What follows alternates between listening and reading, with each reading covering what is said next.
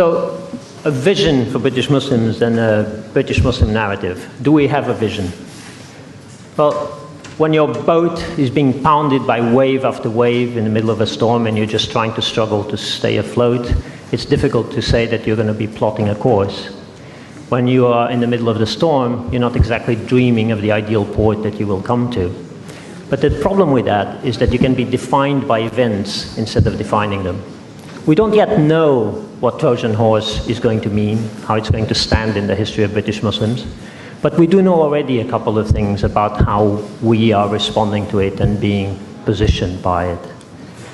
A very public spat that broke out between two of our most senior cabinet ministers, in which they tried to outdo each other as to who was toughest on Islamization and extremism.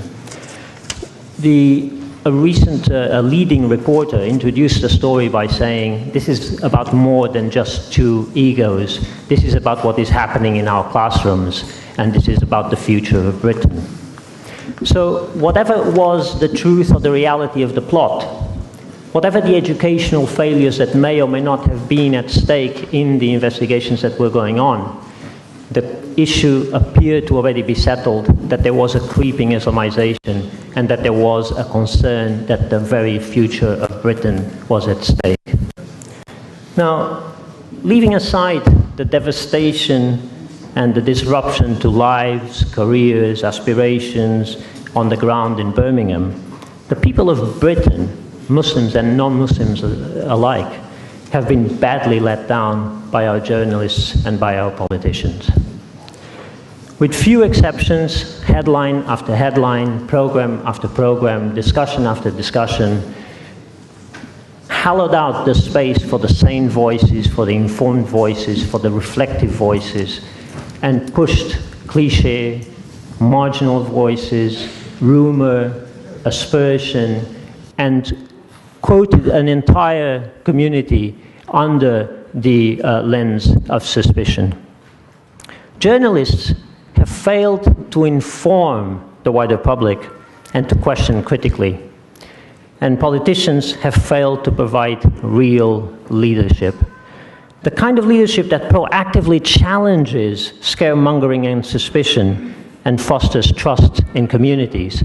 And the kind of leadership that the school children of Birmingham and their parents had a right to expect from their elected representatives.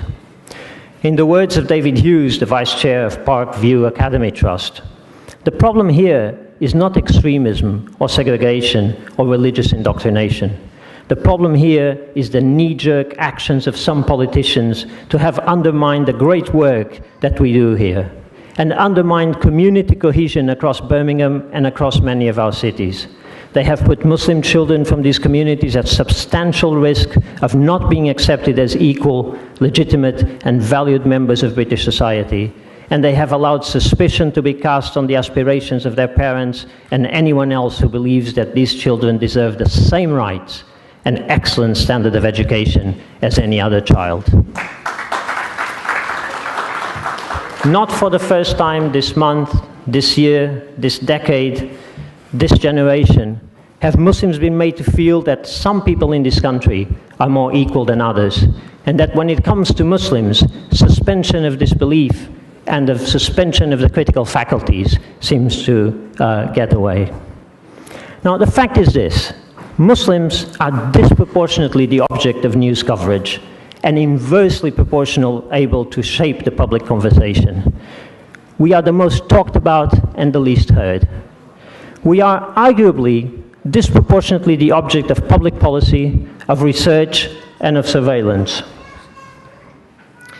Overwhelmingly framed in securitarian terms, and yet least positioned to be able to influence, determine, and contribute to the policy cycle.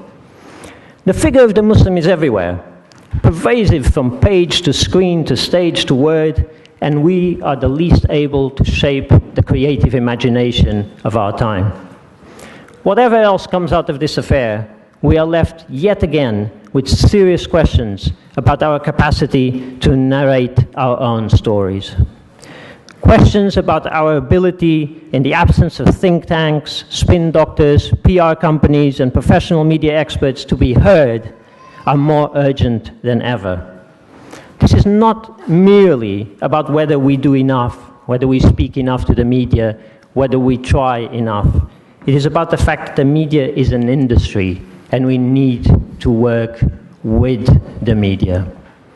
Now, we do have a vision.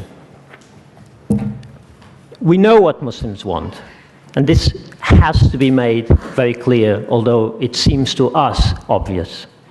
We want more equality, not exceptionalization or special treatment. We want more democracy in our institutions and in public life, not less.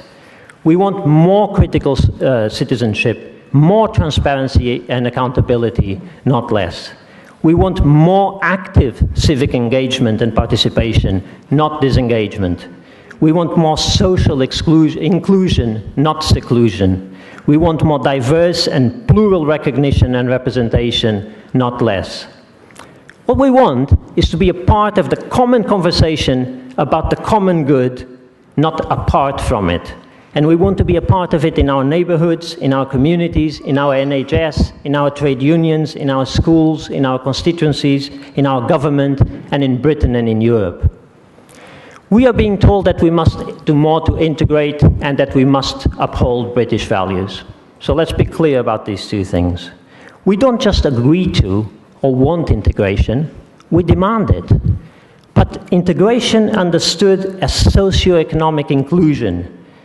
And that means effective capability to flourish and to contribute to wider society. Integration as enabling the conditions of possibility for the welfare and dignity of all. We are a diverse community. Our needs are diverse, but we are not defined by our ethnicities or by our countries of origin. We have among us citizens, migrants, refugees, asylum seekers. We have professionals, we have people in jail, we have rich and we have poor. But we have disproportionate underachievement, unemployment, ill health, overcrowded housing. In the face of this, integration means that civic participation is about empowerment and cultural literacy, not about culture and language. Economic participation is about opportunity and structured support. Real integration, in a word, is about educational opportunities and practical life skills to successfully navigate bureaucracy, work, and public life, to know one's rights and entitlements as much as one's duties and commitments. Real integration is about real enfranchisement. That is what the schools in Birmingham, at the heart of the Trojan Horse, were achieving and delivering. And that is what the narrow securitarian culture of suspicion and political paranoia is wrecking. In this sense, I do believe that we are at a defining moment where the future of our country is being decided. But it's not in our classrooms or in our streets. It's in our cabinet, our parliament, the Department of Education, and the Home Office. Whether a generation of parent governors and parent aspirations and involvement in their schools and communities is going to continue or to be undone. Whether a generation of inspirational teachers and school children will be judged by their outstanding educational effort and achievements and not by their prevent certification. That is what is at stake. Now,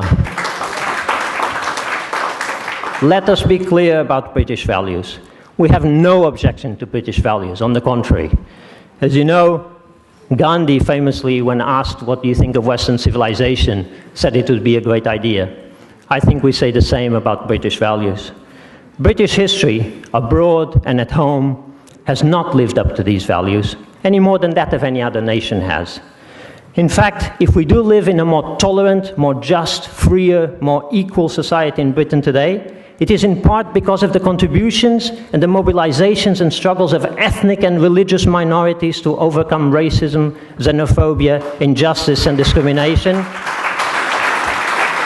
and to make these the common standards that we now uphold. I do share worries about curricula in schools that are not doing enough to educate children and the citizens of tomorrow in the dangers of extremism. I worry about the conveyor belt of radicalization that is nurtured by the teaching of whitewashed versions of parochial Britain and its British values, and the extremists that are being licensed and emboldened by it. The point is, British values are aspirational values. We are happy to sign up to common values of justice, fairness, equality, and democracy. But we have to understand that these values are values that all of us need to strive to live up to and to make a reality. They are not the already achieved values of some primordial British population that are not quite British enough to have to be civilized into. As individuals and communities, we are part of this country. We have given much and we have much to give. But as a community, we face many challenges in overcoming marginalization, prejudice, discrimination, demonization, disadvantage, ignorance, and suspicion. It is these obstacles, not Islam or Muslims, that stand in the way of our full participation in society. Now, mobilization under the name of Muslims and of Islam comes in many different forms. And we have to stop bemoaning the fact that we don't speak with one single voice and that we don't have one structured organization to represent us. The fact is that that does not justify restricting the spectrum of acceptable expression to compliant voices, the criminalization and casting out as beyond the pale of conservative voices, or the exclusion of representative voices simply because they contradict or oppose what the government wants. Some Muslims strive for accommodation and invisibility, others to change the world and make a difference in it. Some want Islam confined to the mosque, others want a society that embodies an Islamic ethos. That should neither stop us to strive for unity, nor for the fact that we represent different, passionately held views of the common good.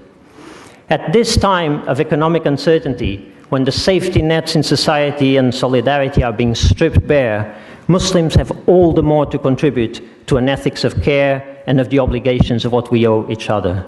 It is above all now that we must not allow ourselves, and least of all our youth, to be cowed away out of a commitment to radical reimagination and to radical change in society to make it a more just society. Britain needs to embrace more confidently the global plurality and diversity of our society. It will make us stronger, not weaker. We need more mobilization, not less. Mobilization starts at the grassroots.